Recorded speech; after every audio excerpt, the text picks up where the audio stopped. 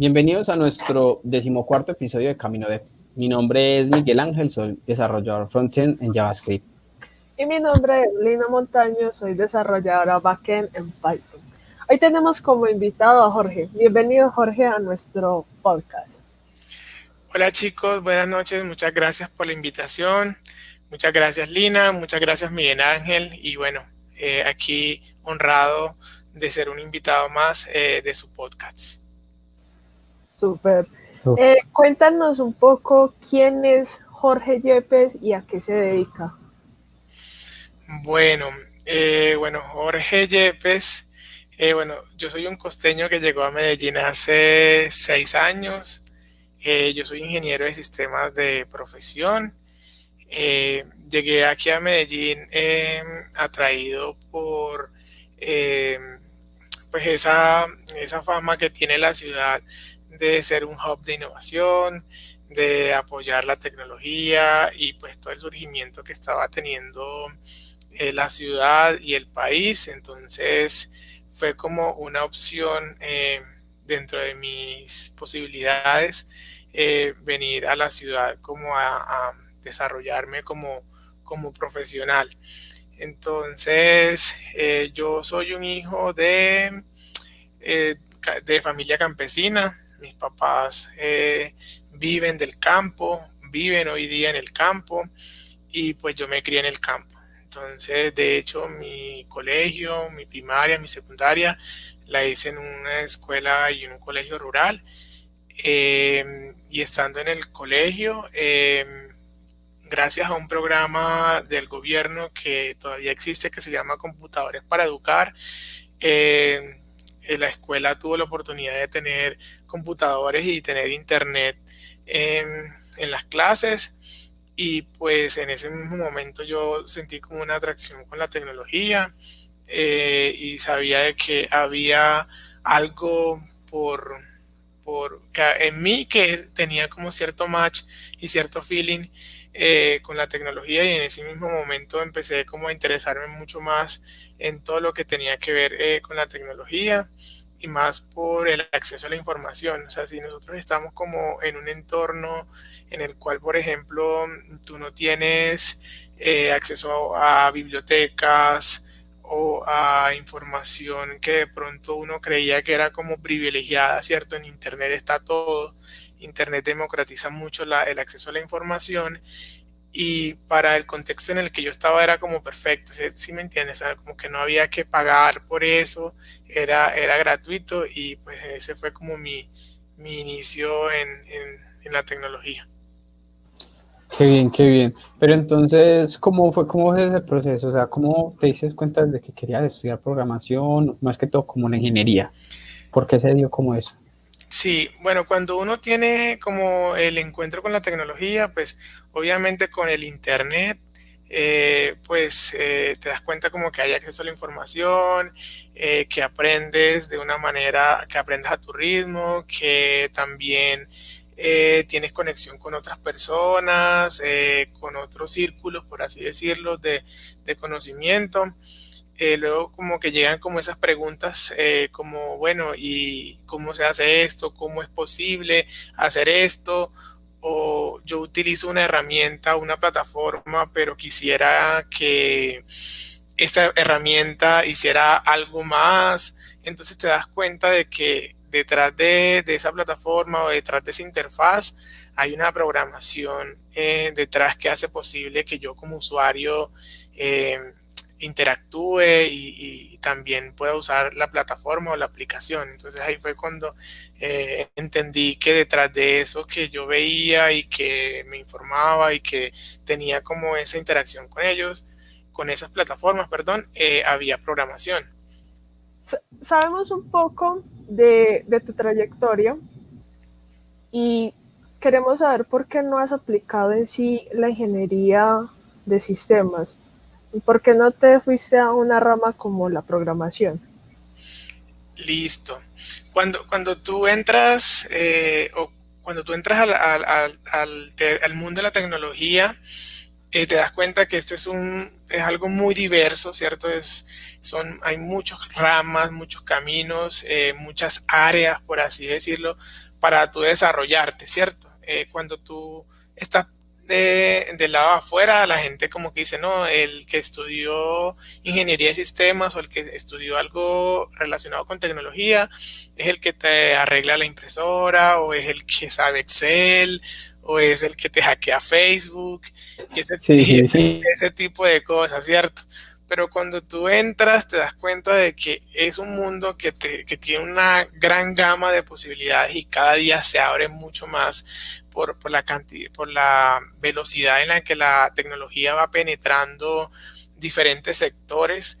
Entonces, cada día se necesitan personas que sepan de tecnología en un nicho específico. Y eso ha hecho que se creen nuevos cargos o nuevas profesiones dentro de las compañías, ¿cierto? Cuando yo inicié trabajando, yo hice freelance cuando estaba en la universidad para varios proyectos. Siempre estuve enfocado en el backend. Nunca me fue bien en el frontend. Tengo cero estética para las cosas. Entonces, ahí no fue. Entonces, ¿qué pasó? Cuando yo estuve haciendo esos freelance, luego mi primer trabajo fue con aceleradora, una aceleradora de proyectos digitales, ¿cierto? Entonces empecé a trabajar ahí como practicante, como el aguatero de todos los emprendedores y bueno, eso me permitió como conocer mucho desde el lado de desarrollo, desde el lado de negocio, desde el lado de producto y me di cuenta de que ese mundo era mucho más amplio de lo que a mí me habían enseñado en la universidad desde backend y frontend. O sea, ahí había un mundo mucho más amplio, por así decirlo. Y ya yo venía liderando otros proyectos que no eran de tecnología. Yo estoy metido como en temas de voluntariado y proyectos de impacto social y me iba bien liderando proyectos, liderando voluntarios y demás.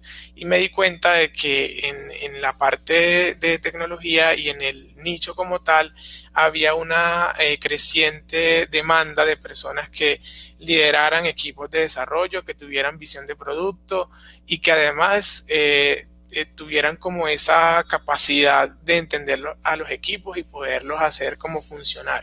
Entonces ahí empecé a estudiar de temas de agilismo, temas de marcos de trabajo, Scrum, temas que me llevaran como a conocer sobre el diseño y desarrollo de producto. Entonces me fui guiando por ese lado por dos cosas. Uno, porque vi que me gustaba y dos, porque me iba bien. Entonces yo creo que cuando uno llega como a esa parte donde uno se siente bien, le gusta, yo creo que por ahí es porque cuando uno le mete pasión a las cosas y le mete entusiasmo, uno regularmente o normalmente es el mejor en lo que hace porque se apasiona y se soy a lo que uno quiere. ¿Qué consejo le harías a alguien que, por ejemplo, quiere empezar en el área, pero no quiere empezar, o sea, estudió su ingeniería, pero hay gente que estudia ingeniería en sistemas y no la ejerce con programación, sino que se va por otras ramas? ¿Qué consejo le harías como a esas Bueno, personas?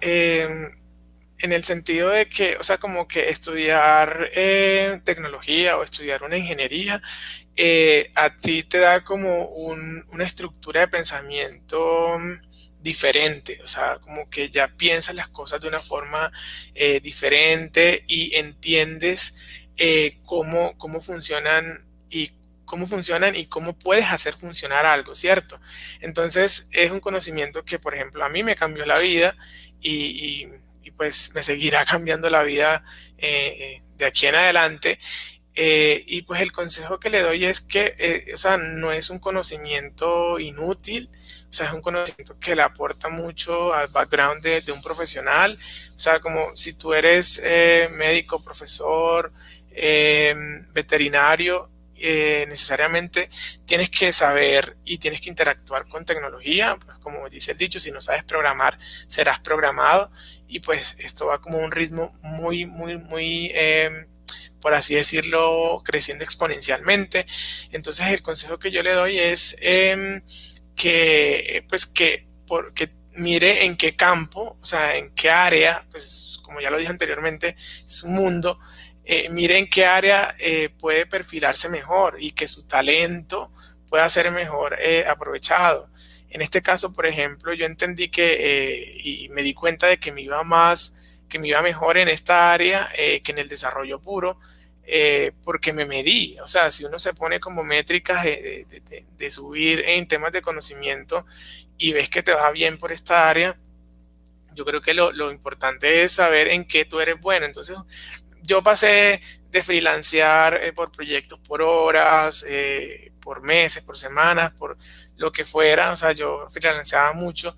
Entonces, me di cuenta que lo que yo podía hacer, por ejemplo, en un proyecto de desarrollo normal, que yo hacía como que, obviamente como todo programador, tenía mis noches de insomnio, que no dormía como pensando en una solución, o que trabajaba todo un día en un proyecto y al final de la noche lo dañaba, entonces como que tocaba empezar desde cero.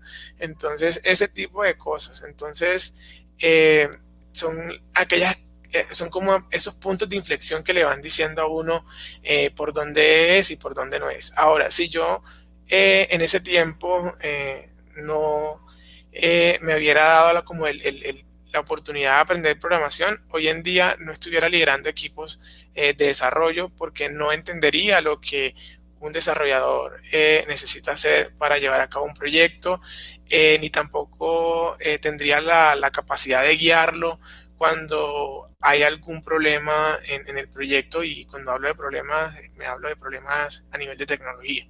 Súper, muy bacano todo esto que nos decís. Por ejemplo, queremos que nos cuentes un poco de cómo fue esa experiencia de tu primer empleo. ¿Qué tan nervioso fue entrar a ese primer empleo que siempre a nosotros nos da ese sustico de la Bueno, primera vez? yo mi acercamiento con mi primer empleo fue muy raro, porque ya yo conocía a mis jefes, ya yo había hecho proyectos freelance con ellos. Entonces, cuando me contrataron, básicamente conocer a esas personas que estaban detrás del computador, detrás de la cámara, detrás de esas llamadas que teníamos de seguimiento de los proyectos. Y, obviamente, o sea, cuando uno entra a trabajar, tiene como muchas dudas y viene como con esa mente de universitario, ¿cierto? Como que a mí me enseñaron esto en la universidad, en el trabajo va a ser igual, y uno viene como con la mente un poco cuadriculada, y cuando llegas como al mundo laboral, pues como que eso se te desbarata. Entonces, como que ya uno dice como, bueno, esto no me lo enseñaron, pero tengo que aprenderlo y tengo que sacarlo porque, bueno, este es mi empleo y si no soy eficiente en esto, pues puedo perder el empleo. Algo muy bueno que me pasó a mí y fue que yo empecé a trabajar directamente con emprendedores. Y cuando tú estás trabajando con emprendedores o con empresas que tienen interacción con los emprendedores, tú aprendes 10 veces más, porque lo que vive un emprendedor en un mes, normalmente una empresa como tal lo vive en un año, por así decirlo. En un mes pueden pasar muchas cosas en un emprendimiento, y puede pasar de valer 0 pesos a valer billones, o puede quebrarse, cambios de estrategias. Entonces, normalmente las compañías grandes están trabajando en proyectos más largos. El tema del capital no tiene problema, pues hay un flujo de dinero y de patrocinios de sponsors grandes. En cambio, en un emprendimiento, si tú no trabajas bien este mes, el otro puede que no esté funcionando. Entonces, como que ese mindset de trabajar en emprendimientos y tener como ese foco y ese pensamiento de que si me equivoco, es un aprendizaje y lo arreglo rápido, versus a que si entras a trabajar en una empresa grande y ven el fracaso como ese error, es el practicante, es el nuevo, es el que está haciendo las cosas mal y es el que le cae el agua sucia. Entonces, como cuando yo entré, mi primer sorpresa fue que me equivoqué, me equivoqué y mis jefes me dijeron, ok, te equivocaste, la próxima semana no quiero esto, quiero esto mucho mejor. Entonces, ahí uno dice como que, wow, aquí la gente aprecia mucho el que tú estés como aprendiendo las cosas y a mejorarlas, ¿cierto? No que estás equivocándote por equivocarte, sino como ir un poco más allá. Y ya cuando empecé a trabajar en empresas más grandes, ese conocimiento me sirvió mucho.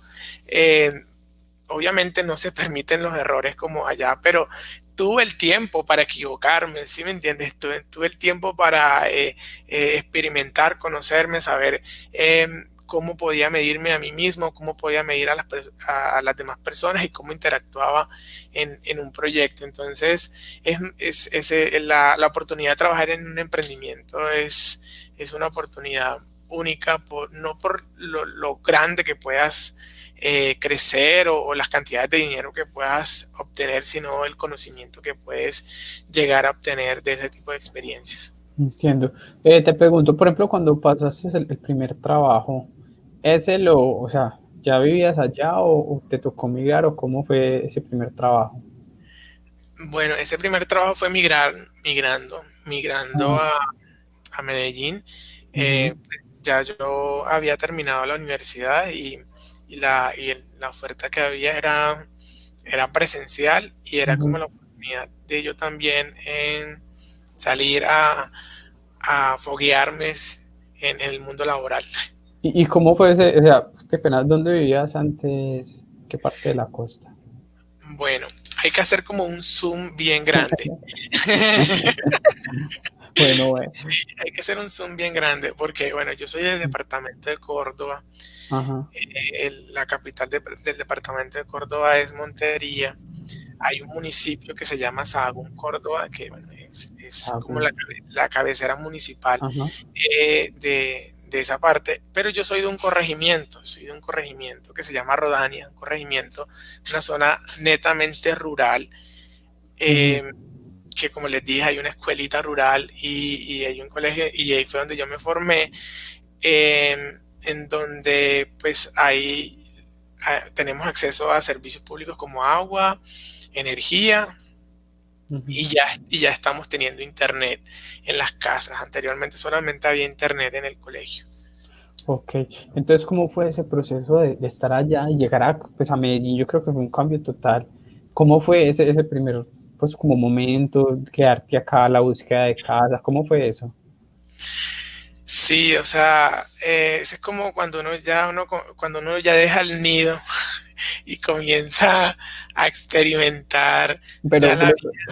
pero es complicado, porque una cosa es uno dejar el nido en la misma ciudad y otra cosa es viajar a otra ciudad a dejar el nido. Sí, total, o sea, cambio de cultura, cambio de todo, o sea, como ya yo tenía como algunas, algunas habilidades básicas de supervivencia, pero cuando ya te toca solo es complejo, es complejo. Sin embargo, mira que cuando, eran tantas como las ganas de yo de, de ponerme a trabajar, de salir adelante y de buscar proyectos que eso como que pasaba a un segundo plano, ¿cierto? Entonces como que, bueno, llegué a un trabajo que me hacía feliz, era mi primer empleo, eh, la pasaba bien con mis amigos de la oficina, mis amigos del trabajo. Entonces, eso equilibraba pues el hecho de estar como en una ciudad diferente, viviendo temas diferentes a nivel profesional y a nivel personal, ¿cierto? Entonces yo creo que cuando tú estás buscando lo que quieres en tu vida, ese tipo de obstáculos pasan a un segundo nivel. Entonces, no te voy a decir que es fácil, ay, no, es súper fácil, no, pero cuando tú estás así pensando en, pucha, se me quemó el arroz, pucha, no tengo ropa limpia, o no consigo casa, o la casa que conseguí me queda muy lejos del trabajo, empiezas a pensar ese tipo de cosas, pero al mismo tiempo piensas, ya tengo un trabajo, me está yendo bien, estoy disfrutando este proceso profesional y personal en mi vida. Entonces son como ese tipo de pagos que uno tiene que hacer por obtener lo que uno quiere en la vida. Entonces ahí como que no lo vi como tan grave y no se me pasó como por la mente decir, ay, yo me voy a regresar porque no tengo quien me cocine o no tengo quien me lave la ropa. O por ejemplo, nunca he usado un sistema de transporte como el metro, ese tipo de cosas como que allá no se ven y que no tenemos. Pero entonces no fue un choque cultural y te lograste adaptar fácilmente acá en Medellín. Yo me logré adaptar fácil porque aquí en Medellín la gente es muy amable. O sea, como que la gente, como que las primeras perdidas que yo me pegué era como que, ah, no, niño, mira, que por aquí no es joven, joven es por acá. Y me llevaban hasta el punto donde yo tenía que ir. Y la gente como, hay un calor humano que también hace que uno se sienta como bien y no sienta como que ese rechazo de la cultura, que llegaste nuevo, que estás haciendo acá, no. Al contrario, fueron como súper eh, cálidos en ese sentido. Conseguí casa muy rápido y, y la gente siempre estuvo como presta a ayudarme en lo que necesitaba, en las necesidades básicas como, bueno, listo, llegaste, necesitas una casa o necesitas saberte ubicar o qué zonas son buenas, qué zonas...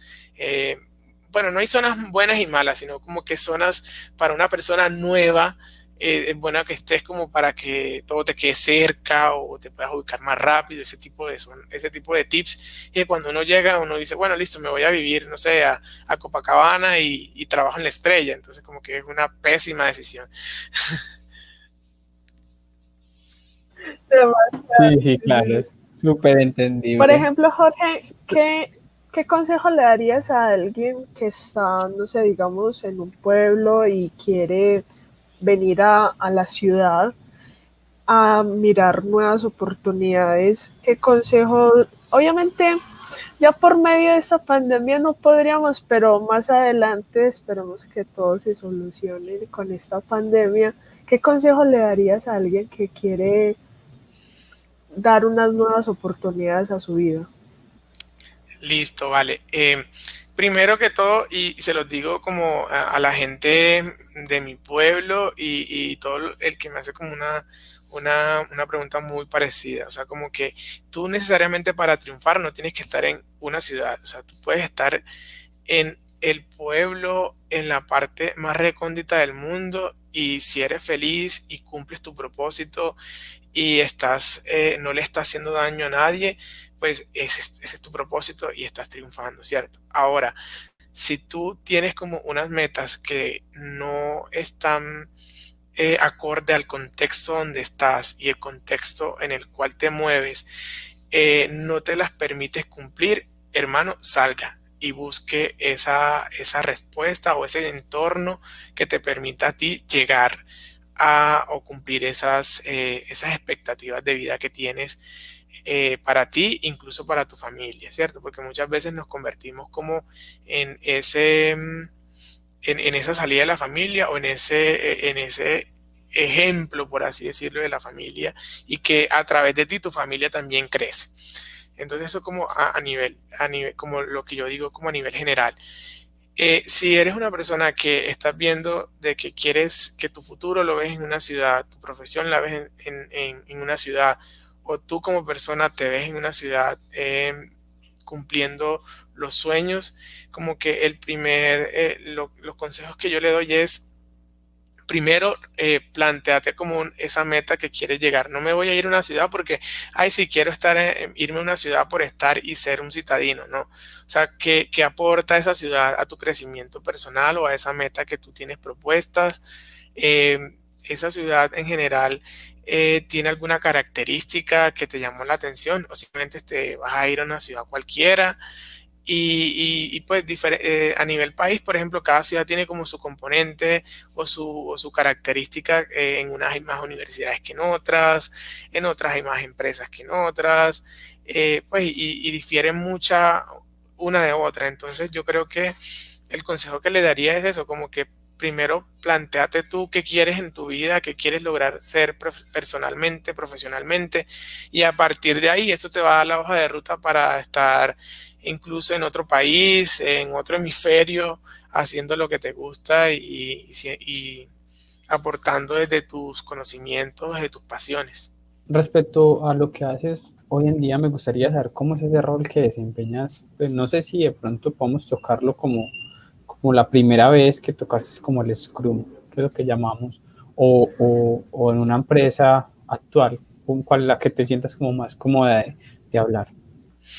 Sí, bueno, mira, yo este marco de trabajo lo conocí también trabajando para emprendimiento, ¿cierto? Ujú. Entonces, dado como el grado de velocidad en las que crecen las startups no se planean no tienen como una planeación tan larga, sino que tienen unos ciclos de trabajo muy cortos, unas cadencias muy cortas, y en esas cadencias que se crean o que se definen, hay que entregar resultados, hay que evaluar el proceso y hay que revisar qué se está haciendo mal o qué se está haciendo bien para seguir trabajando y no botar tiempo, que al final eso se representa en dinero, en algo que no va a funcionar o en algo que el cliente no va a usar o en algo que el cliente no quiere, ¿cierto? Entonces ahí cuando estuve trabajando con emprendimientos y con startups de base tecnológica, vi que yo dije, esta gente trabaja de otra forma diferente. A mí en la universidad me mostraban un Gantt, o en las materias que yo vi de proyectos tecnológicos me mostraban un Gantt por meses, con unos periodos de tiempo largos en los cuales uno, no, por ejemplo, no comenzaba a desarrollar sin tener todo el levantamiento de requerimientos funcionales y no funcionales, los diagramas de flujo y todo ese tipo de cosas. Entonces eran como unos procesos muy en cascadas y no tenían como una retroalimentación del cliente y ese tipo de cosas. Entonces, pero para mí en mi mente la vida funcionaba así. Cuando llegué a trabajar con estas startups, me di cuenta que tenían una evolución muy rápida a nivel de producto, a nivel de salidas a producción y a nivel de aprendizajes, a nivel técnico, porque los desarrolladores se volvían tesos muy rápido, o sea, no tenían que pasar años para que una persona se volviera experto en una plataforma o en un lenguaje de programación. Eran cuestiones de meses, la gente volaba. Entonces, eso también influía en el modelo, en el marco de trabajo que tenían. Vi que era Scrum, empecé a indagar sobre eso.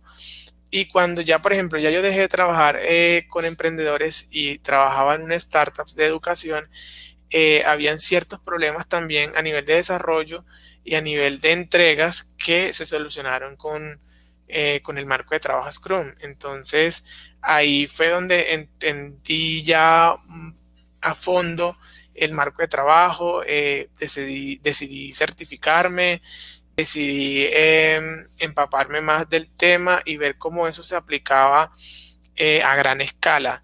Entonces, en ese camino que tuve, pues ya me encontré con una empresa que me dijo, oiga, yo estoy necesitando una persona con el perfil que usted tiene, que sepa liderar equipos, que sepa de tecnología, que sepa de programación y que entienda este marco de trabajo porque lo vamos a implementar en la empresa. Entonces ahí fue cuando di el salto de trabajar con startups y proyectos de tecnología pequeños a trabajar en empresas grandes que movían, por ejemplo, no era un equipo de 8 o 10 personas, sino equipos, por ejemplo, como los que tengo hoy. Tengo varios equipos que están conformados por 40 personas eh, y que y que en realidad están moviendo un engranaje bastante grande y que eso que aprendí así en algo muy pequeñito puede ser exponencial.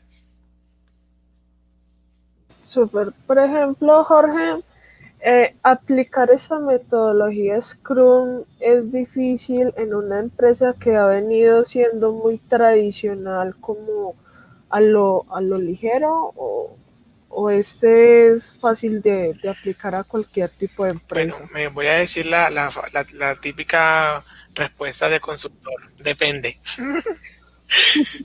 Eh, depende, Pero fue como depende. No, mentiras. Todo este tema de transformación digital está cambiando la forma en que las empresas ven el área de tecnología. Anteriormente veían la tecnología como un habilitador del negocio o como ese gasto que yo tengo que hacer en la empresa para que mi negocio funcione. Y ahorita la tecnología es el negocio, o sea, como que lo están volviendo el core del negocio, porque permite que las empresas crezcan exponencialmente y asimismo sus ingresos, ¿cierto? De una forma en que no tienen que crecer su operación como tal para poder maximizar sus ingresos. Entonces, por ejemplo, en la organización donde estoy trabajando ahorita, es una empresa que tiene 20 o 30 años de venir trabajando en un marco de trabajo, un modelo de trabajo jerarquizado, tradicional, en cascada. Y por ejemplo, llegar personas como yo de la nada, decir, bueno, este llegó de afuera, va a venirme a cambiar cómo estoy yo trabajando. Usted es un culicagado que nació ayer. Eso venimos con 20 años, 30 años trabajando así y ha funcionado porque van a venir a cambiarlo en este momento. Entonces ahí es donde uno tiene que valerse como de muchas herramientas y estrategias de pilotaje, por ejemplo, proponer pilotos, venga, hagamos esto así, integremos esto así, trabajemos así y medimos en semanas la productividad o el beneficio que tuvo usted trabajar así y nosotros trabajando de esta forma. Entonces, a las personas técnicas se le convencen con datos. O sea, si tú empiezas a mover, a pintarle pajaritos, o como hablan mucho de los Scrum Master, que son los que pegan papelitos y los que hacen retrospectivas donde se agarran las manos y donde pues el equipo eh, hace como una catarsis de todo ese tema. Bueno, pues está bien que los equipos hagan eso y ayuda también en ciertos momentos de estrés del proyecto o del equipo. Pero si tú a una persona, a un gerente de tecnología, a un director de tecnología o a un proyecto no le muestras métricas de rendimiento y de ahorros de costos o tiempos a la hora de entregar un producto o tener una salida de producción, esto no va a funcionar. Porque al final de cuentas ellos miden todo en ganancias, pues porque así funcionan las empresas. Entonces, si la verdad viene una compañía del modelo tradicional, es difícil. No te voy a decir es difícil porque esto implica un cambio de cultura, un cambio también a la hora de ver los jefes, porque acá trabajamos de forma mancomunada con un objetivo común. No está el líder, el jefe del jefe del jefe del jefe del jefe, no, aquí todos hacemos parte de un equipo y cuando la sacamos del estadio, no la sacó del estadio fulanito de tal, la sacó del estadio del equipo y cuando entramos erramos o nos equivocamos como equipo. Y eso es un tema que muchas veces los líderes en las áreas no quieren soltar porque creen que les van a quitar el liderazgo, les van a quitar como ese mando que tienen o ese poder que muchas veces ejercen los jefes.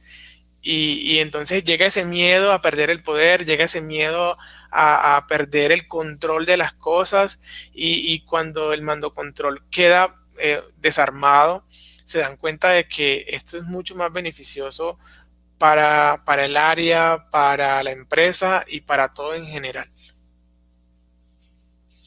Súper bacano. Te preguntaría algo como de todas las empresas que has trabajado, ¿qué ha sido, o sea, el momento en que más te ha generado como experiencia y por qué? Listo. Yo trabajé también en una startup. Yo creo que Lina hizo parte también de esa corte y de ese grupo de estudio. Una startup que se llama World Tech Makers, una startup de educación que incluso enseña a programar. enseñé a programar. Y esta startup, pues yo empecé a trabajar en esa startup desde el lado, por ejemplo, de más que todo de estrategia y de revisión también de currículums. Y en 2 años que trabajé en esa startup pasé por muchos roles, por así decirlo. Entonces pasé como el que era advisor, por ejemplo, en temas de contenido.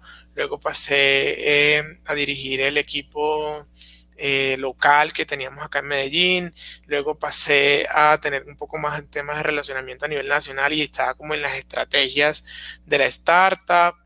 Entonces ahí conocí de todo, o sea, como conocí desde cómo se generaba una cuenta de cobro, el que servía los tintos, o sea, como desde lo más básico de contabilidad, por ejemplo, que no lo sabía, hasta como relacionarme como, por ejemplo, sector público, sector privado, y hablarle, por ejemplo, a una persona, a un director de una empresa, a un gerente, eh, de temas estratégicos, pero que también tenían que ver con tecnología. Entonces, en ese proceso tuve que leer mucho, tuve que investigar mucho, tuve que informarme mucho, pues porque cuando uno está metido simplemente en lo técnico y estás en un rol que solamente es técnico, pues tú te llegas como a esa zona de confort y de lo que te pregunten tú hablas y pues tú te sientes ahí como el rey. Pero cuando ya estás como pasando por este tipo de roles, recabas una cantidad de conocimientos que tú dices, wow, es interesante cómo la misma empresa o cómo la misma startup te empuja a que conozcas de temas que ni siquiera están relacionados con tu área de formación. Entonces, yo diría que ahí aprendí de temas legales, temas contables, temas de estrategia, temas de desarrollo de productos, temas de liderazgo de equipos, que normalmente se ve como algo subvalorado, pero hacer que la gente haga algo es difícil, porque nosotros las personas, pues cada persona es un mundo y llevar como un consenso a un equipo muchas veces es difícil. Entonces hay como lecturas, investigaciones y puestas en marcha también, pues porque tocaba hacer las cosas porque no había quien más lo hiciera. Entonces ahí uno se ve como contra las cuerdas y tienes que aprender y tienes que sacar todo lo que tienes, las herramientas que tienes para poder sortear ese reto que tienes. Súper interesante todo eso que nos contás, mi Jorge. Por ejemplo, como has pasado por muchos procesos, por muchas entrevistas de trabajo, ¿cuál ha sido esa entrevista que te ha marcado, que te deja una gran enseñanza? Mira, tengo dos. De hecho, eh, o sea, tengo una exitosa y tengo una que sí pasé. Y, y yo creo, y voy a comenzar esto como que tú no tienes que, uno muchas veces como que piensa como que me voy a moldar con el prototipo de persona que esta empresa está buscando, ¿cierto? Uno como que dice, y trata como de responder a conveniencia en las entrevistas. Pues esa puede ser como una opción, pero yo creo que si tú quieres ser tú y quieres pasarla bien y quieres desarrollarte bien, tú tienes que ser tú en esa entrevista laboral, porque pasan dos cosas. Por ejemplo, la psicóloga se da cuenta que estás mintiendo y el proceso pues ahí se para, o simplemente pasas el proceso y te das cuenta que llegaste a un lugar que no era el que tú querías llegar y no te aporta profesionalmente o personalmente, el ambiente de la empresa, el propósito de la empresa no se alinea contigo, entonces ahí vas a estar incómodo.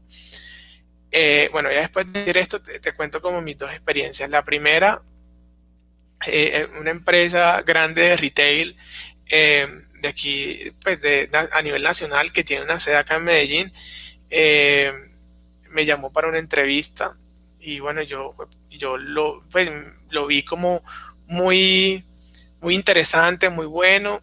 Y bueno, fui a la entrevista, hice la prueba técnica, me fue bien. Luego había una entrevista con la psicóloga y la persona que iba a ser el jefe inmediato.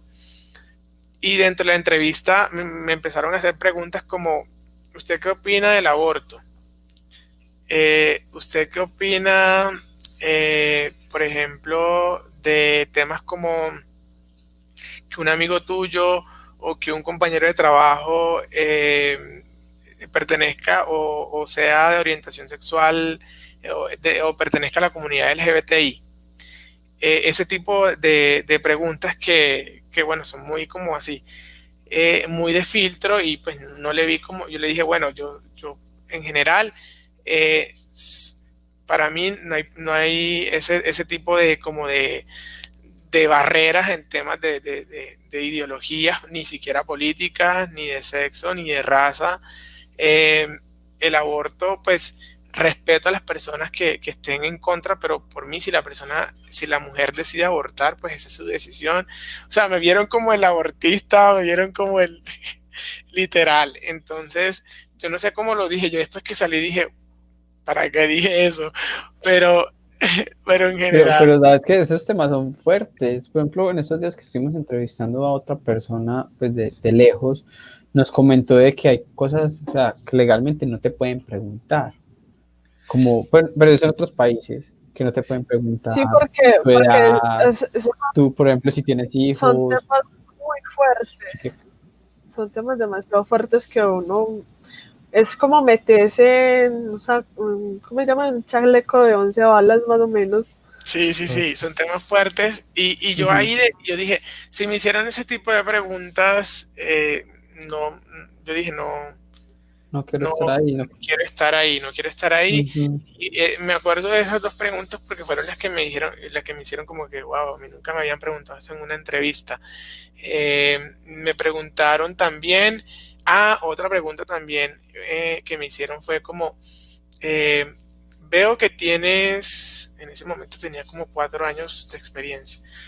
Veo que tienes 4 años de experiencia laboral y has pasado por varios cargos y por varias empresas. ¿Por qué? Entonces yo dije, no, lo que pasa es que dentro de mi camino y dentro de lo que yo me veo profesionalmente y personalmente, cuando siento que debo evolucionar y la empresa no me lo permite, pues yo cambio cambio de empresa. Y eso como que, pues, mucho, este man como que llega a la empresa y se va, y se va, y se va, y se va. Entonces, eh, eso, después que salí también, yo dije, eso tampoco debí decirlo. Pero, pero bueno, una vez en la efervescencia de las conversaciones lo dice. Pero no estuvo mal. Yo después dije, no, no estuvo mal porque en realidad esa es Sí. la verdad. Esa es la Y es verdad. que la gracia es ser uno, es uno. Ujú. Exacto, y es ser también sincero con las cosas de modo que ellos también se puedan atener si me contratan o no. Sí, de hecho, bueno, yo salí de ahí y cuando llegué a la casa y miré el correo, ya estaba la respuesta de que no seguían el proceso. Entonces yo dije, bueno, ya yo sabía que Me no. salvé, pero en el fondo de usted me salvé. Ay, qué descanso. Exacto. Y más porque las compañías también como que tienen como esos prejuicios y también como que, bueno, todo el mundo tiene que venir vestido de esta forma, con esta etiqueta. Y la verdad es que sabemos que la gente en tecnología somos como lo más relajado que puede haber. Entonces, también están buscando ese tipo de estereotipos que yo no encajo 100% en ellos. Y pues respeto a la empresa que tenga sus ciertos estereotipos para trabajar o códigos de vestuario. Solo que bueno, no iba con eso. Y la segunda, que fue totalmente lo opuesto, fue una entrevista laboral en la cual yo fui, o sea, literal, fui yo, o sea, me preguntaron, estamos buscando una persona con experiencia en esto, ¿tú la tienes? Y yo dije, no, no la tengo, eh, pero he leído esto, he trabajado sobre esto, he investigado sobre esto y de eso he aplicado cierta parte en tal trabajo. Y pues fue una conversación y fue una entrevista muy amena en la cual yo me sentí cómodo y contesté como con la verdad, porque eso es lo que uno debe hacer en ese tipo de entrevistas.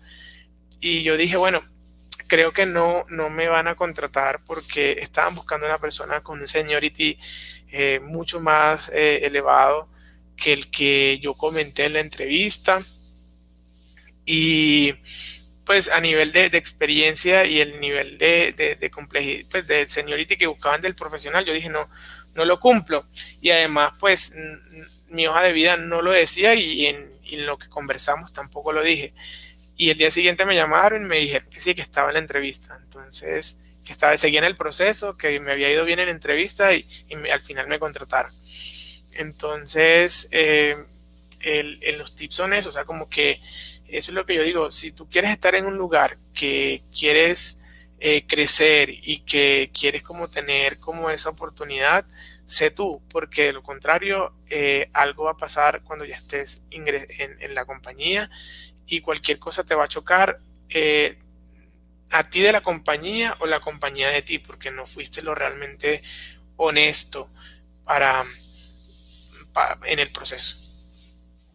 Claro, claro, yo creo que eso también, o sea, una vez queda como entre la duda de por qué uno también busca su primer trabajo, se mete a cualquier cosa. Yo creo que a veces uno tiene que entender que no siempre debe ser así, que uno a veces también debe buscar su primer trabajo con una empresa que realmente le guste.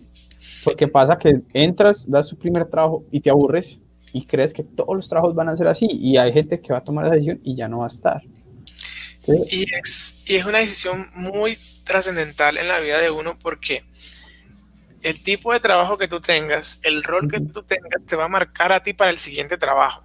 Entonces, si, por ejemplo, yo estoy viéndome como con un rol técnico y me quiero desempeñar como programador, si empiezo a buscar trabajo por las áreas del management, siendo como Scrum Master o líder de proyecto, va a ser muy difícil cambiarte para desarrollo, por ejemplo. Entonces, eso pasa mucho. A mí me pasó, o sea, yo al principio enviaba hojas de vida por Computrabajo como arroz. Entonces, a todo le daba A cualquier lenguaje, a lo que sea, lo que supiera, así me pasó a mí. Yo enviaba lo que sea.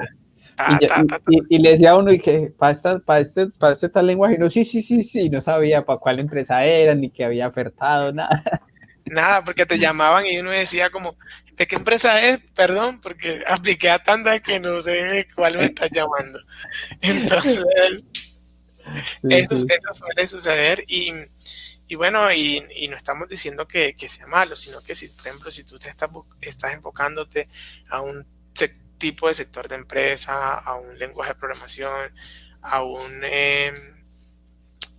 una carrera, por así decirlo, entonces deberías enfocarte en las empresas, en los lenguajes que ofrezcan esas oportunidades, que estén acorde a tu conocimiento, estén acorde también a tu capacidad y también que sean asequibles a ti.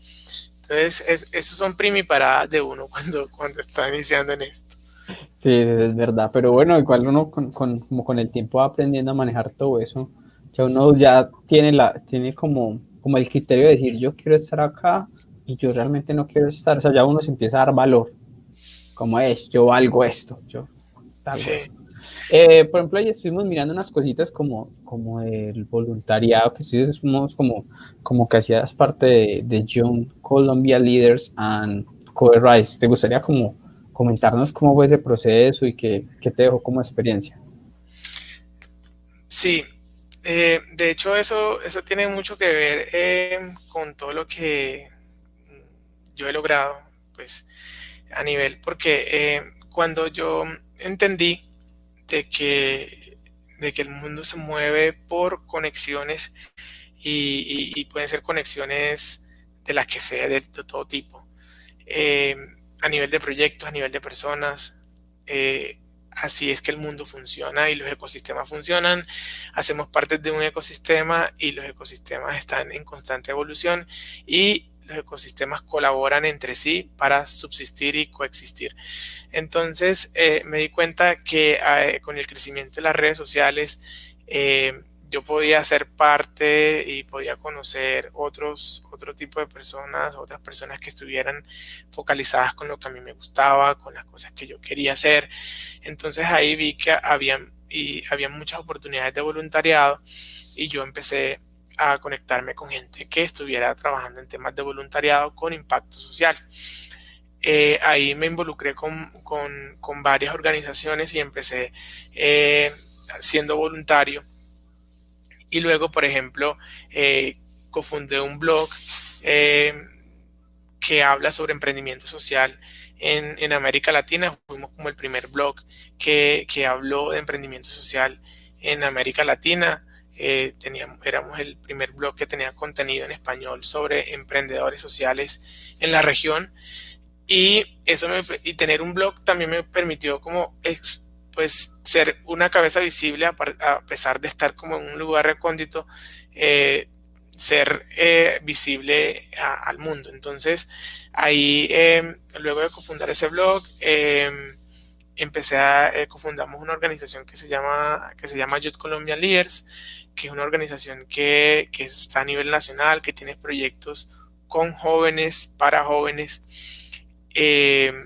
Y empezamos a co-crear proyectos en diferentes partes del país, y eso se creció en nada. O sea, y aprovechamos como el crecimiento de Facebook, y eso ya teníamos, pasamos de tener 100 voluntarios a tener 500 voluntarios, a pasar de un proyecto a tener 15 proyectos, y todo eso empezó a andar con 0 pesos, o sea, con un hosting, un dominio, y eso ahí empezó a surgir.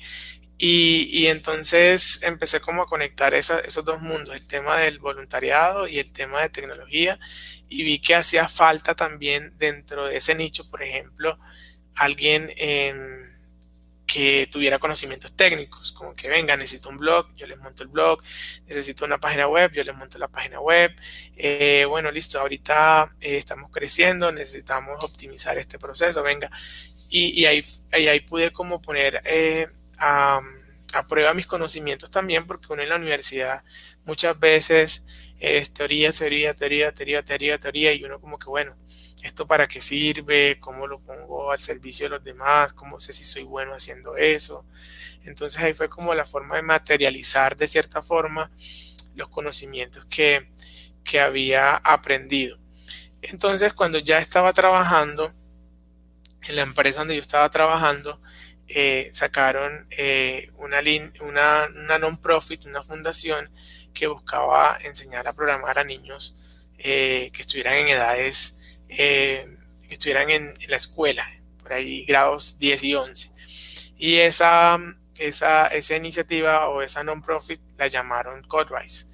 Entonces ahí yo dije, bueno, la educación cambió mi vida, pues porque de tener acceso a educación, el poder formarme, el poder llegar a una universidad y todo esto cambió mi vida y la vida de mi familia. Entonces, si uno ayuda como a que más personas, a más niños tengan ese acceso de forma más temprana, el impacto va a ser mucho mayor. Entonces, ahí fue donde empecé a colaborar con ellos, pues porque me sentía muy identificado con la causa. Y bueno, pues ya Codewise ya creció, y por ejemplo Lina ha sido mentora del programa. Hay muchas cortes que ya se han hecho, no solamente aquí en Medellín, sino en diferentes partes de Colombia, incluso en Perú se han hecho, en República Dominicana. Entonces son esas iniciativas que a partir del conocimiento y el trabajo de personas interesadas en temas de educación, pues se hace realidad, y no se necesita muchos millones de pesos como para hacerlo realidad. Como que la gente dice, no, necesitas plata para poder mover las cosas. Entonces, si tienes conocimiento, si tienes la gente que está dispuesta a donar su tiempo, ahí tienes como lo más primordial para comenzar este tipo de proyectos. Súper, mejor. Está muy interesante esto que nos cuenta. Por ejemplo, nos dijiste algo del blog. ¿Cómo, dónde sacaban esa creatividad para crear este contenido y la información que sacaban en el blog? Bueno, eso fue muy recursivo, la verdad, porque estábamos, pues un blog se nutre de noticias, ¿cierto? Entonces, para tener esa fuente de noticias, nosotros lo que hacíamos era que íbamos a páginas de eventos, mirábamos los speakers y los seguíamos en redes, les escribíamos, como que, oye, mira, vi que estuviste en tal evento, eres experto en tal tema, regálame una entrevista. Y de esa forma íbamos como creando nuestra base de datos de personas que queríamos entrevistar y que queríamos tener como su conocimiento en el blog. Eso fue una bola de nieve, o sea, un evento te llevaba a otro. A veces, por ejemplo, yo ni siquiera asistía al evento, sino que me stalkeaba la página de los speakers de los eventos y así iba contactando los speakers hasta que llegamos a un momento en que llegamos a ser tan reconocidos como que nos daban pases de prensa en los eventos. Entonces ahí podíamos ir y directamente a hablar con la gente y hacer como esas jornadas de networking que nos permitían encontrar esas personas que nos daban noticias para el blog. Entonces nosotros como que decíamos, no, tú vas a un evento y dices que tienes un blog y pues la gente en realidad no sabe si tienes una vista, 5 vistas. Entonces como que, bueno, listo, sí, te damos el pase de prensa para que cubras el evento, tal cosa. Y de esa forma como que nosotros también creamos esa base de datos y hacíamos networking también para para nosotros mismos, pues porque ahí íbamos siendo relevantes en el medio. Pero igual, pues nuestras primeras entradas de blog eran malísimas, o sea, eran malísimas. La primera versión del blog también era feísima. Eh, pero fue la constancia, fue como, bueno, listo, hagamos esto, miremos qué es tendencia. Ahí empezamos como a aprender sobre Google Analytics, sobre Ads, AdSense, formas de monetizar el blog y ese tipo de cosas que me sirvieron después muchísimo. Qué bacano, parce. Bacano esa iniciativa y que a pesar como del tiempo den frutos. O sea, uno a veces cree que en menos de un mes pasa algo, pero no, es como la constancia que uno Sí. le mete como a las cosas. Por acá estuve como mirando una cosa que estabas trabajando con un proyecto que se llama, o una iniciativa que se llama Open Backings API. ¿De qué se trata Listo, vale. este proyecto? El concepto de Open Banking es un concepto de banca abierta. Y básicamente el proyecto se llama Open Banking APIs porque lo que se busca es generar una banca abierta a través de las APIs o a través de las APIs, como se dice en inglés. Entonces, sabemos de que, por ejemplo, instituciones como los bancos manejan mucha información que es sensible, pero que con esa información se puede obtener beneficios no solamente para la entidad como banco, sino para las personas que son usuarias o que interactúan con el banco. Pues porque ya estamos viendo, por ejemplo, que los bancos hacen parte de un ecosistema y no son entidades apartes que solamente voy a prestar plata o a sacar plata, ¿cierto?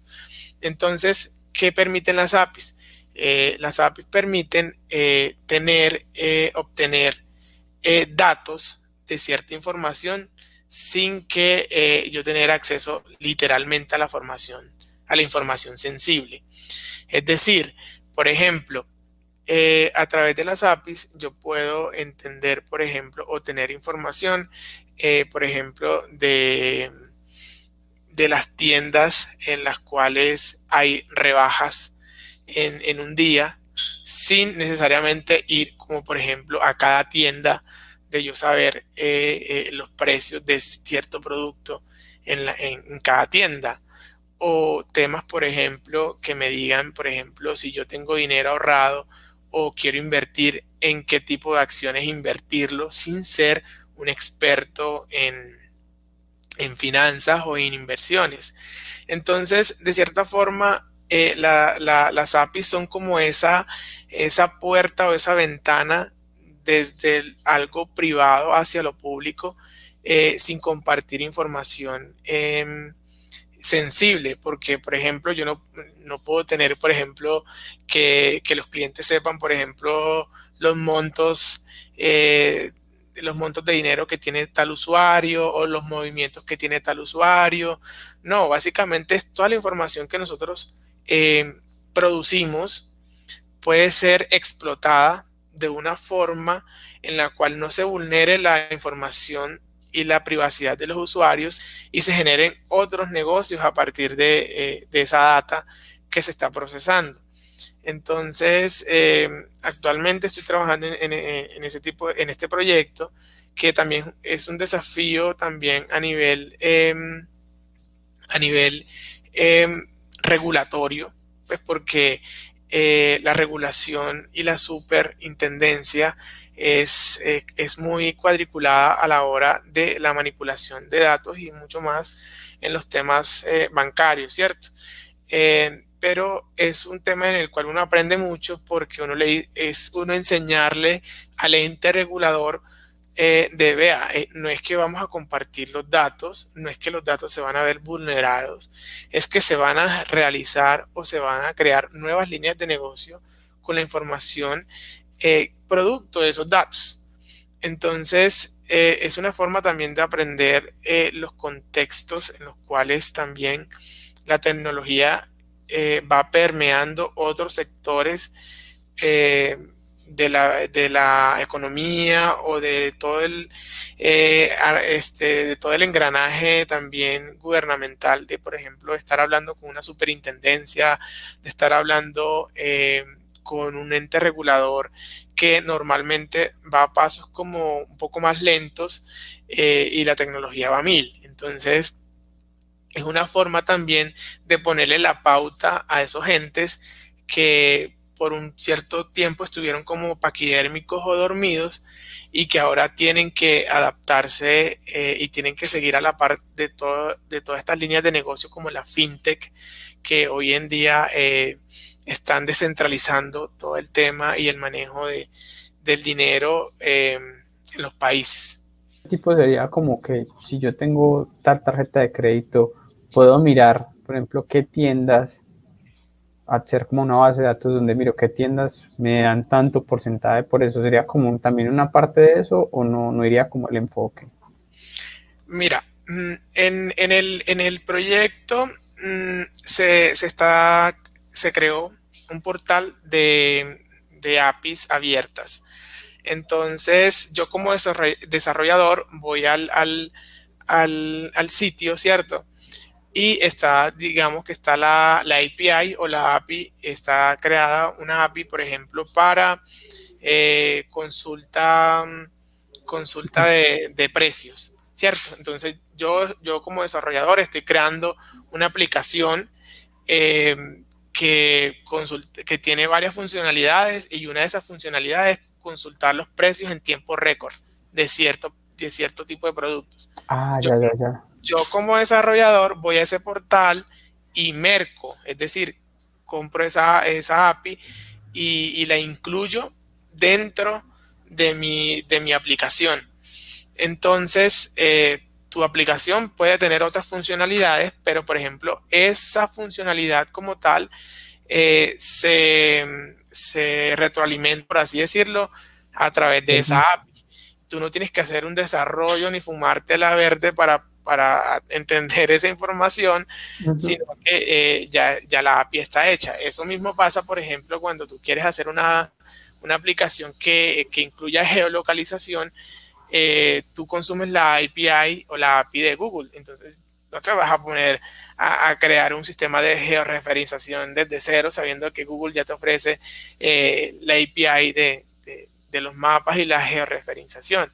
Asimismo pasa con esto. Entonces la idea es tener como un catálogo de APIs de las diferentes funcionalidades que una persona pueda o un negocio pueda necesitar para que la gente se conecte a esa API. Entonces ya eso también viene siendo un negocio para la institución o para la empresa, porque yo creo la API, ¿cierto? Y ven desarrollador y utiliza la API, pero por cada llamado que tú realices a través de esa API, yo te cobro 5 pesos, 2 pesos, 3 pesos, ¿sí me hago entender? Entonces es un negocio que ganan los dos. Ganas tú como servicio, como desarrollador, porque no tienes que crear las cosas desde cero con una información verídica, una información que está comprobada y no tienes que hacer las cosas desde cero. Y gano yo como empresa que tenía una información ahí muerta que no que ahora la puedo monetizar. Pero yo tengo una pregunta. ¿Qué tan confiable son esas API?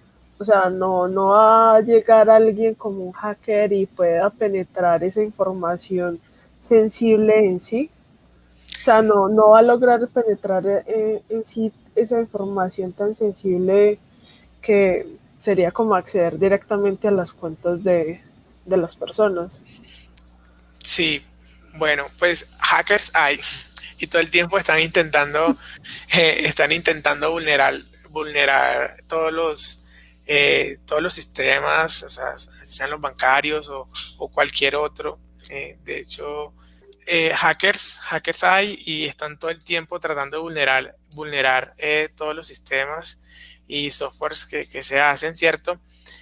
Sin embargo, acá hay un tema de seguridad muy estricto y es más porque la información que se comparte o la información que se comparte no es la información sensible, es información que ya ha sido procesada y que se comparte a partir de ese procesamiento. Entonces, por así decirlo, la información en bruto queda resguardada y lo que se expone es la información ya, por así decirlo, procesada o molida, los datos ya molidos.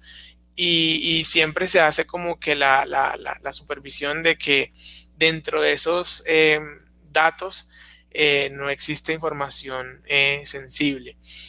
Eh, por ejemplo, tenemos como muchos casos incluso de éxitos de esta aplicación, de esta tecnología en países desarrollados como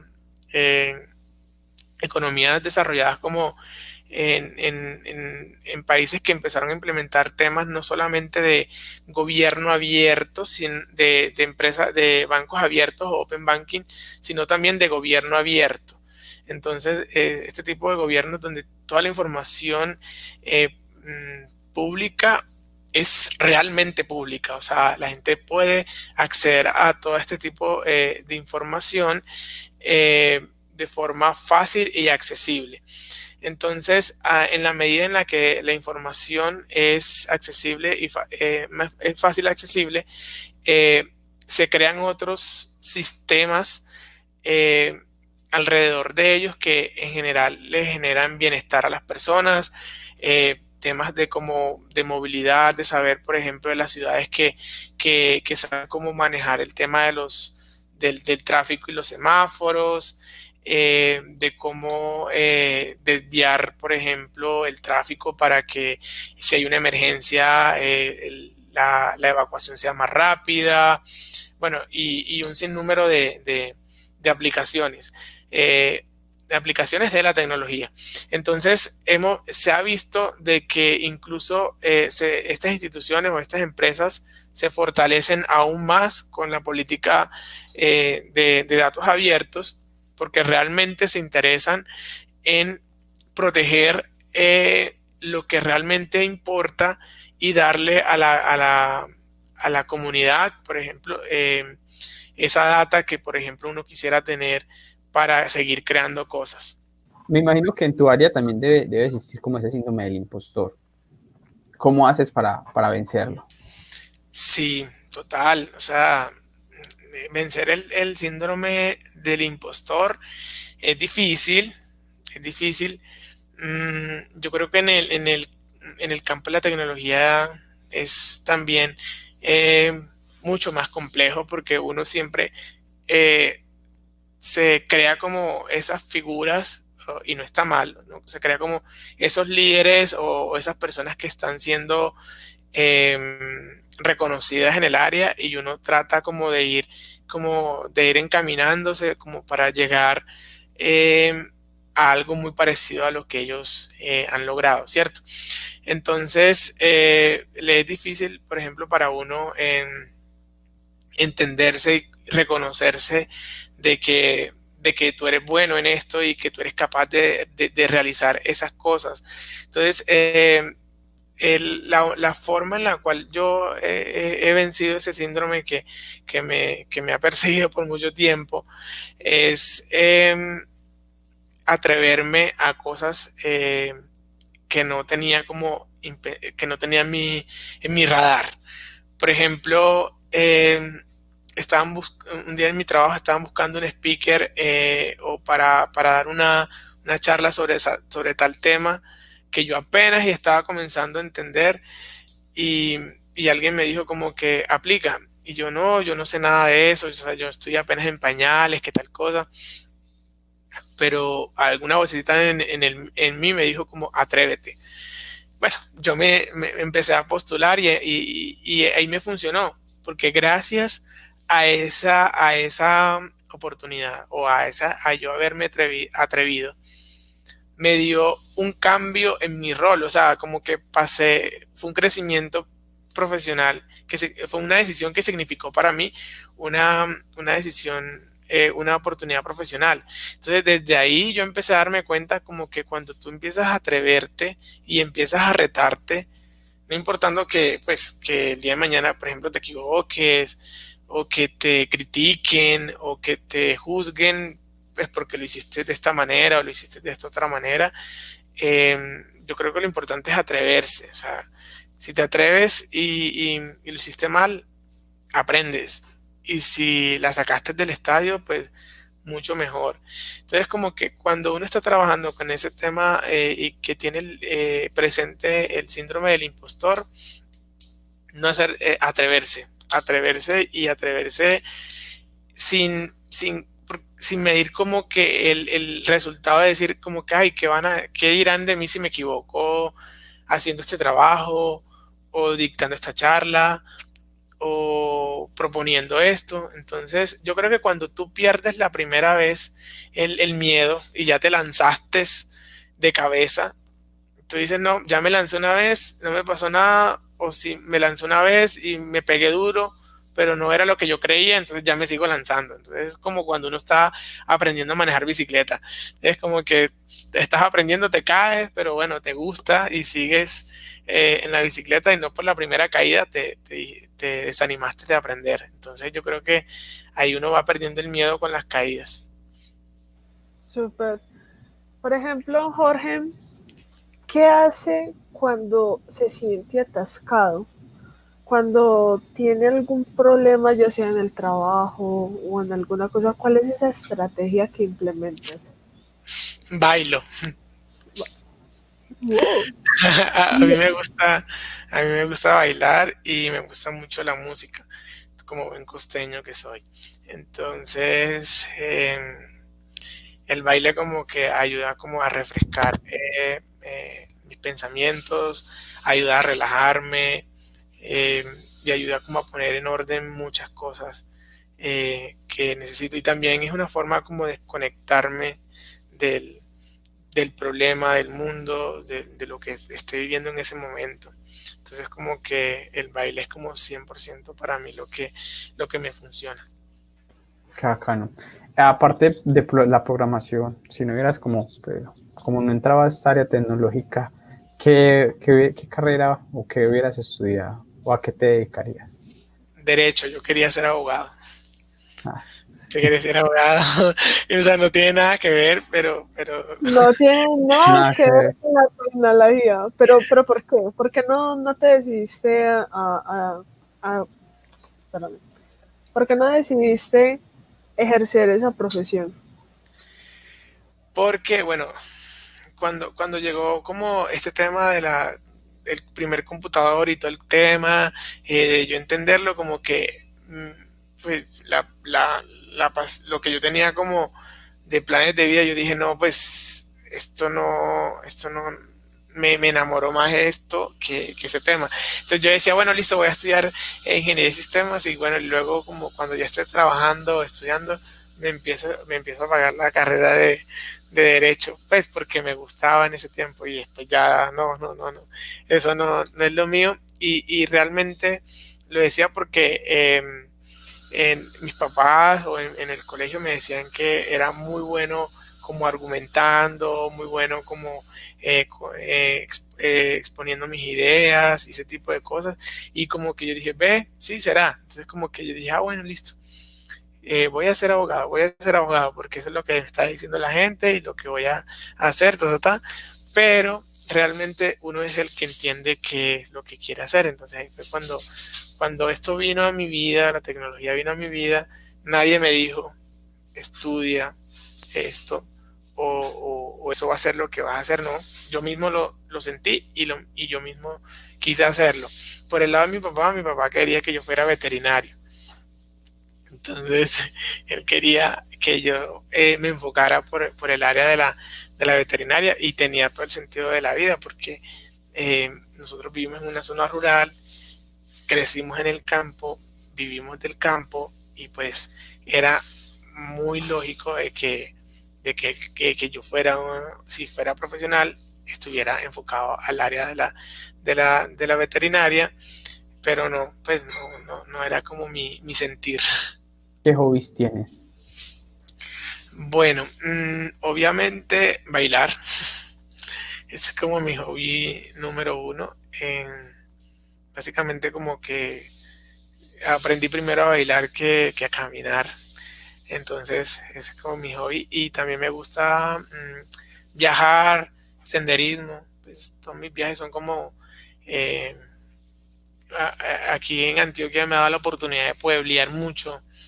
Eh, entonces me gusta mucho el senderismo, eh, conocer pueblitos y más entornos así naturales como tal, que hay unos, aquí en Antioquia hay unos paisajes de locura, entonces ese tipo de planes me gustan mucho porque oxigenan la vida a uno y pues la pasa en otro ámbito, por así decirlo. Ahora no se puede hacer, pero Pero ahí vamos, pero ahí vamos, nos vamos yendo. sí, sí. Por ejemplo, Jorge, todos en nuestra vida siempre vamos a tener esa persona a la cual nos impacta nuestra vida y es un ejemplo a seguir y que nos van a ser nuestros mentores. Para ti, ¿quién ha sido ese mentor o ese ejemplo a seguir? Difícil. Difícil porque tengo muchos. Tengo muchos mentores. Pero ¿cuál ha sido ese el que te ha marcado la vida y que tú dices, este fue el que me dijo como que, este fue el que me impactó totalmente? Bueno, te voy a decir dos nombres de dos personas. El primero fue Andrés Barreto.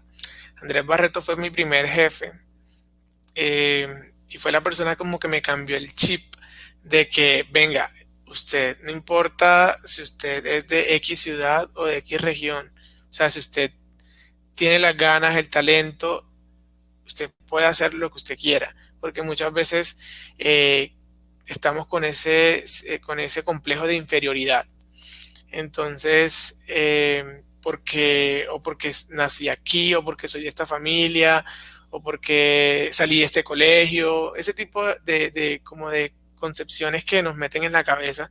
Entonces fue como la persona que me dijo como que me hizo así como, venga, mijo, si usted quiere hacer eso, usted lo puede lograr, ¿por qué no?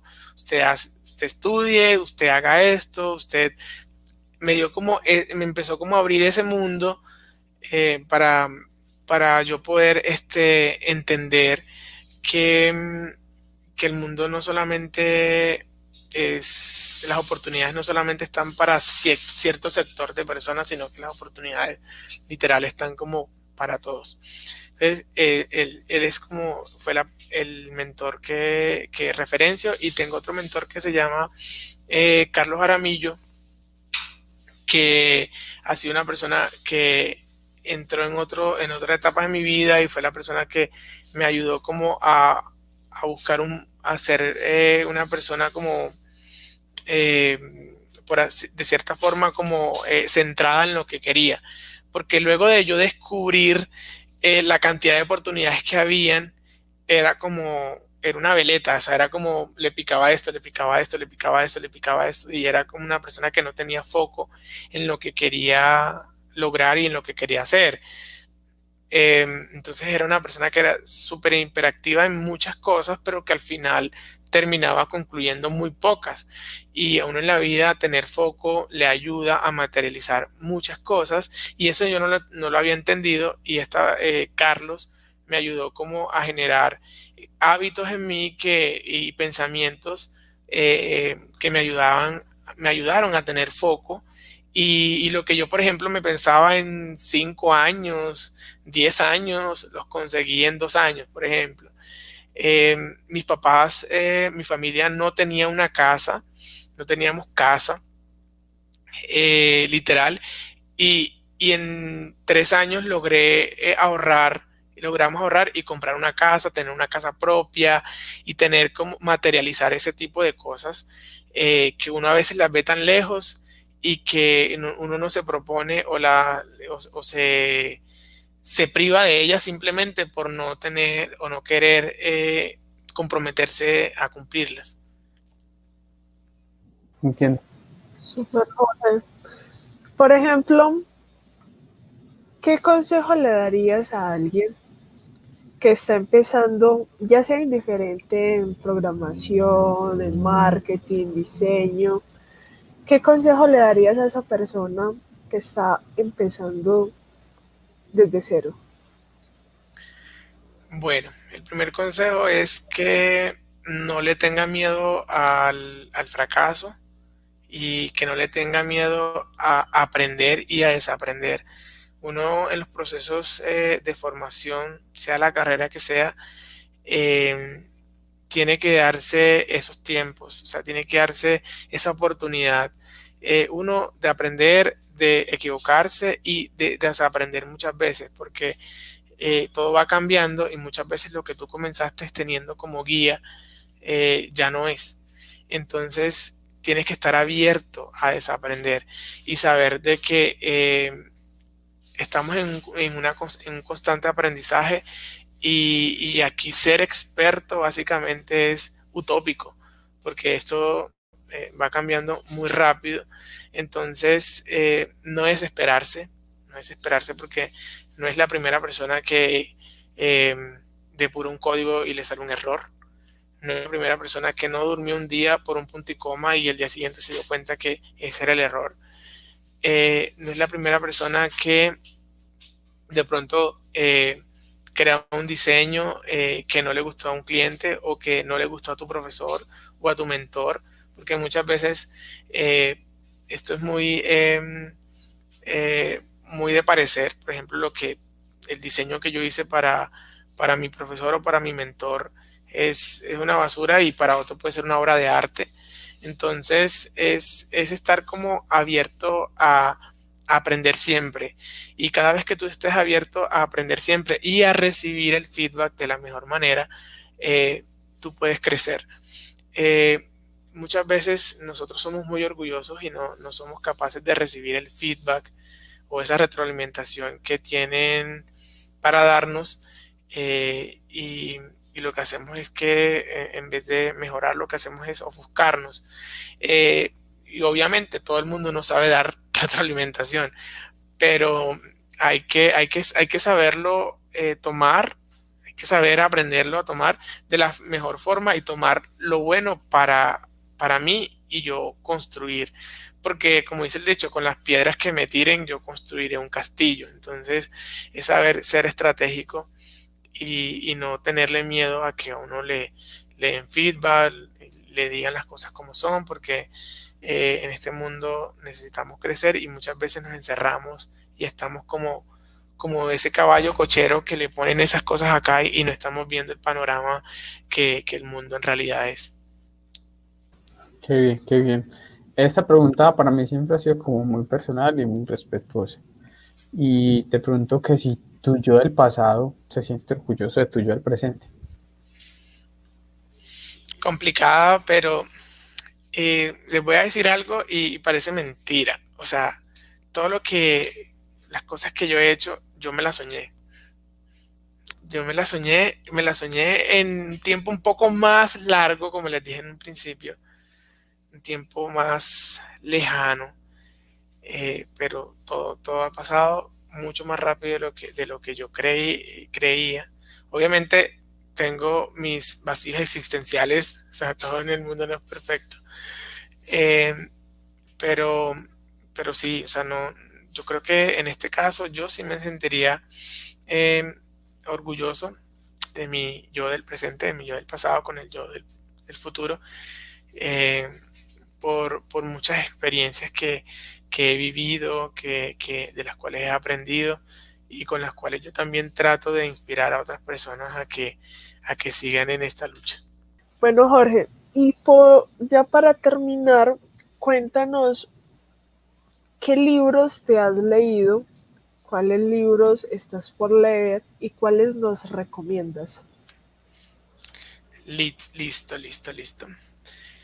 Me gusta como leer de cosas bastante diversas, como para poder despejar la mente también, ¿cierto? Me leí de animales a dioses, que me pareció súper bacano.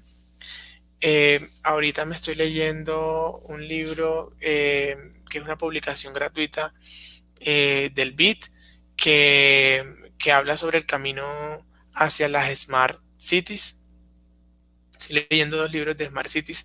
Me estoy leyendo otro que se llama la implementación, la transición de ciudades a Smart Cities. También me leí el libro de la Cuarta Revolución Industrial, que pues es la tendencia de lo que se está hablando actualmente. Un libro que escribió el director del Foro Económico Mundial que se llama Klaus Schwab. Y ahorita comencé a leerme uno que se llama el Gran Reinicio o el Gran Reset, que básicamente es un libro que se lo recomiendo a todos, que habla de cómo tenemos la oportunidad de hacer un reinicio en el mundo con todo esto que llegó de la pandemia. Veníamos creciendo como a un ritmo acelerado e insostenible que no estaba dándole tiempo al mundo para recomponerse de todo el daño que estábamos haciendo, que estamos causándole. Y este libro da pautas de cómo plantear un reinicio y poder seguir viviendo en este mundo que estamos acabando. Bacano todos los que nos has contado. Pues le quería decir como a los que nos están escuchando, a los que nos están viendo, que la forma en que se dio esta invitación fue como por medio de redes sociales, de que él quería compartir su historia, de que nosotros estamos como todos como abiertos a que a cualquier persona, no crean que tiene que ser famoso, de que tiene que tener muchos seguidores, no. Creo que como la idea base que siempre hemos tenido, Lina y yo, de este podcast es que todos tenemos algo, así sea muy pequeño, que aportarle a alguien, y eso puede ayudar de pronto a tener un objetivo, a las personas que nos escuchan, cuando tengan un objetivo, llegar más fácil. Entonces los invito a que si quieren, si desean también como participar, como que quieren venir acá y contarnos cómo empezaron, qué han hecho, o sea, como todas como las redes sociales abiertas, para que tengan como ese chance de hablar con nosotros. Sí, la invitación es a que lleguen a este podcast. Yo no soy famoso. A mí me etiquetaron en un tweet y de ahí en adelante esta conexión se dio y qué chévere el espacio, muchachos. Y espero que sigan con este podcast y seguir escuchando más capítulos. Sí, sí, esa es la idea. Agradecerte por tu tiempo, gracias por darnos esa pequeña experiencia que has tenido a lo largo de tu carrera y de todo lo que has contribuido también. También voy a decir que has impactado mi vida porque fuiste parte de mi aprendizaje cuando estuve en aquel bootcamp y agradecerte por todo. Y regálanos tus redes sociales para si alguno de los que nos escuchan quieren contactarse contigo. Listo, bueno, soy muy activo en Twitter, más que todo. En Twitter me pueden encontrar como @Jorge_Yepes, Yepes con S. Ahí trato de escribir frecuentemente y por ahí nos leemos. Súper.